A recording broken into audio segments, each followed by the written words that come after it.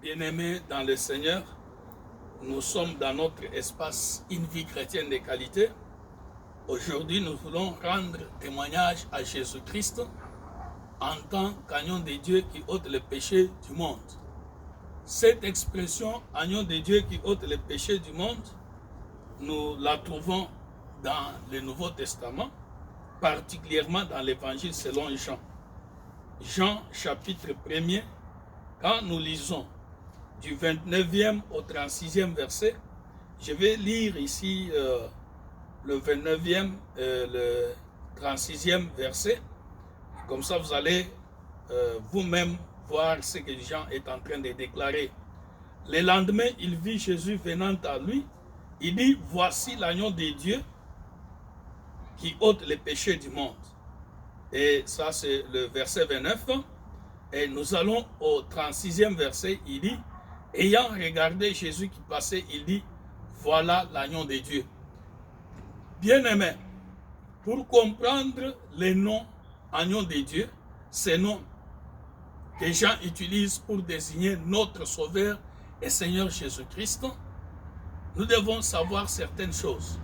Et dans le Nouveau Testament, il n'y a que 2 livres, l'Évangile selon Jean, la Révélation ou Apocalypse, qui désigne Jésus-Christ, notre Seigneur et Sauveur, par ses termes, par ses noms, agneau de Dieu. Dans l'Évangile, Jean dit agneau de Dieu. Dans les livres de Révélation, on dit agneau, l'agneau immolé. On dit, nos frères, ils l'ont vaincu à cause du sang de l'agneau et de la parole de leur témoignage. On nous dit aussi que les dragons et ses anges combattirent contre l'agneau, l'agneau et ses anges combattirent contre les dragons, mais les dragons et ses anges ne furent pas les plus forts, ils ont été vaincus par l'agneau. Jésus-Christ, agneau de Dieu.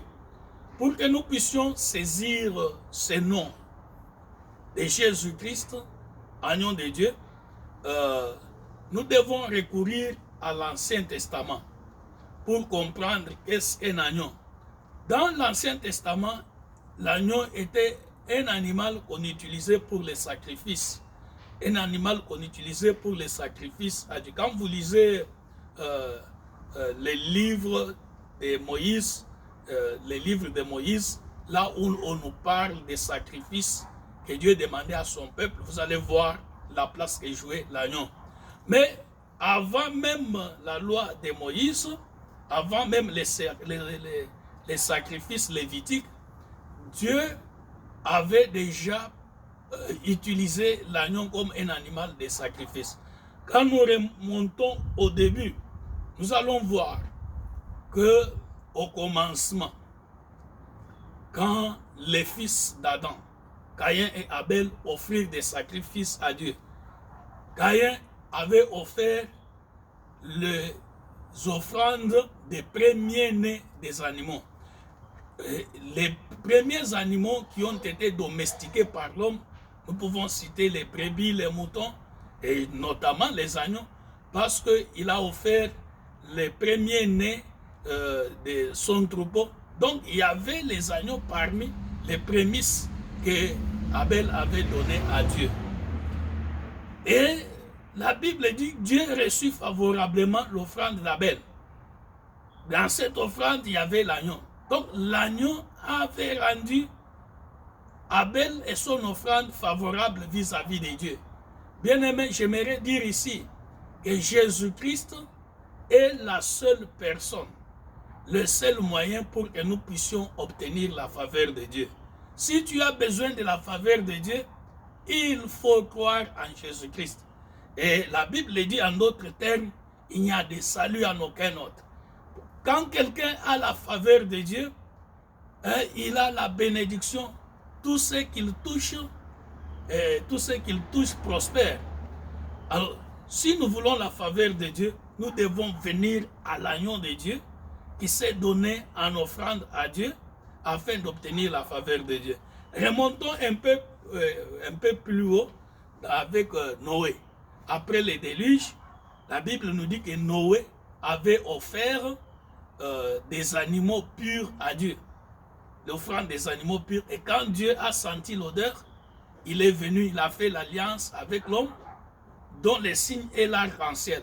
Dieu disant, quand il va regarder l'arc-en-ciel, même s'il était en colère, voulant détruire la terre avec les déluges, il ne va plus le faire.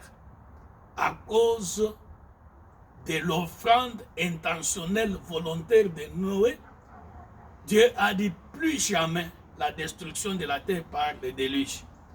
Bien-aimé, c'est quand Dieu regarde à Jésus-Christ qu'il ne peut plus nous punir selon ce que nous méritons.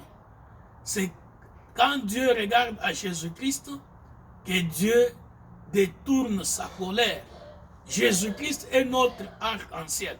En tant qu'agneau de Dieu, en tant qu'offrande qui s'est donnée à Dieu, Jésus-Christ est notre arc-en-ciel.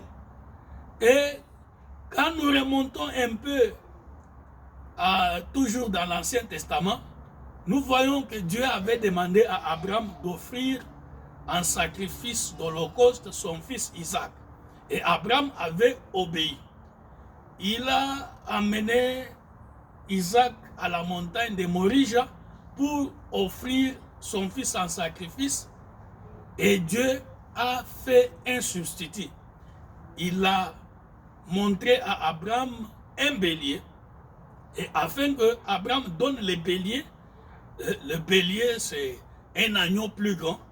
Alors, il a été sacrifié à la place d'Isaac. Bien-aimé, Jésus-Christ s'est offert en sacrifice à Dieu à notre place. C'est pourquoi, à cause du sacrifice de Jésus-Christ, même les sacrifices pour le pardon des péchés qui étaient offerts dans l'Ancien Testament se sont arrêtés après la mort de Jésus-Christ lors de la destruction du temple. Même jusqu'aujourd'hui, les Juifs ne font plus de sacrifices pour obtenir le pardon des péchés parce qu'ils sacrifiaient les moutons, ils sacrifiaient les béliers, ils sacrifiaient les boucs, ils sacrifiaient les agneaux afin d'obtenir le pardon des péchés à cause de la loi de la substitution. Vous connaissez la loi de la substitution, on peut offrir un animal en sacrifice à Dieu à la place de l'homme, afin que Dieu épargne l'homme de la loi qui dit l'âme qui paie, c'est celle qui mourra. J'aimerais vous dire que personne ne peut plus vous sacrifier parce que Jésus-Christ, en tant qu'agneau de Dieu, a donné sa vie à sa place. J'aimerais que vous puissiez retenir: aucun sorcier, aucun magicien, aucun féticheur, quelque grand qu'il soit, ne peut pas prendre votre vie en sacrifice, car Jésus-Christ a donné sa vie en sacrifice à votre place. Personne ne peut vous sacrifier. Vous pouvez dire: toute arme forgée contre moi sera nulle et sans effet, à cause de Jésus-Christ, l'agneau de Dieu, qui s'est offert en sacrifice à votre place. Et quand nous remontons toujours dans l'Ancien Testament, nous voyons lors de la sortie des enfants d'Israël de l'Égypte. Vous savez, Moïse, sous le commandement de Dieu, avait accompli beaucoup de prodiges, de miracles, de signes en Égypte. Mais tous ces miracles, tous ces signes et prodiges n'avaient pas forcé Pharaon à libérer les enfants d'Israël. Il fallait attendre quelque chose. C'est quand l'agneau est intervenu. La nuit où l'agneau a été sacrifié et le sang répandu sur les linteaux, sur les portes des enfants d'Israël, cette nuit-là, l'ange de la mort, l'esprit des morts s'est levé, l'a traversé l'Égypte. Et toutes les maisons qui étaient couvertes par le sang de l'agneau, l'esprit des morts ne pouvait pas entrer dans ces maisons-là. Voilà. Et cette nuit-là, Pharaon et toute sa population, son peuple et même leur bétail étaient frappés de mort. Ils se sont levés, ils ont mis fin à l'esclavage. Ils ont chassé même les enfants d'Israël, partez. Alors, à cause du sang de l'agneau. Et quand Jean dit: voici l'agneau de Dieu, en désignant Jésus-Christ, c'est Jésus-Christ qui empêche la mort de vous toucher. C'est Jésus-Christ qui met fin à votre esclavage. C'est Jésus-Christ qui vous libère. Jésus-Christ est tout pour nous en tant que chrétiens. Et Jean dit, voici l'agneau de Dieu qui enlève le péché du monde. Dans les lois des sacrifices, quand un animal était offert en entier, et le sang et les corps brûlés pour Dieu, on parle d'offrande d'holocauste. Alors, et cette offrande d'holocauste devrait être un agneau pur, un agneau sans défaut, un agneau sans défaut physique. Jésus-Christ était pur, innocent. Je prends un seul exemple. Quand Pilate l'a jugé, il a écouté les accusations, et puis Pilate a compris en faisant le jugement que Jésus n'avait pas commis de péché. Il a dit qu'il n'a trouvé aucun mal en Jésus-Christ. Jésus était sans péché, il était pur. Il était dans l'innocence, dans la pureté. C'était l'agneau pur qu'il fallait offrir à Dieu. La Bible dit pour tous les hommes, aucun homme ne peut sauver un autre homme. Parce que la Bible dit de tous les hommes, tous ont péché et sont privés de la gloire de Dieu. Aucun homme, je dis bien aucun, ne peut dire qu'il n'a jamais péché. Seul Jésus-Christ qui a été tenté comme nous en toutes choses sans commettre le péché. Il était celui qu'il fallait pour nous sauver. Bien-aimé, il y a aussi une chose. Quand on amenait l'agneau à la boucherie, ou bien pour les sacrifier, il ne crie pas. Il n'est pas comme les boucs, il ne fait pas de bruit. Il suit. Ça, c'est le signe de l'obéissance. Jésus-Christ a obéi à Dieu en toutes choses. Même pour la mort de la croix, il a vu la souffrance. Mais il a dit ceci. Si c'est possible, Père, d'enlever cette coupe, mais toutefois que ta volonté se fasse. Jésus a parlé, s'est soumis à la volonté de Dieu. Et puis, l'agneau ne criait pas. Jésus n'a pas crié quand on l'a amené. Vous vous souvenez, on l'amène devant Hérode, le roi Hérode l'interroge, Jésus ne dit rien. On l'amène devant Pilate, on l'accuse, et que ce soit Hérode ou bien Pilate, ils disent, tu n'entends pas ces accusations. Jésus refuse de se défendre.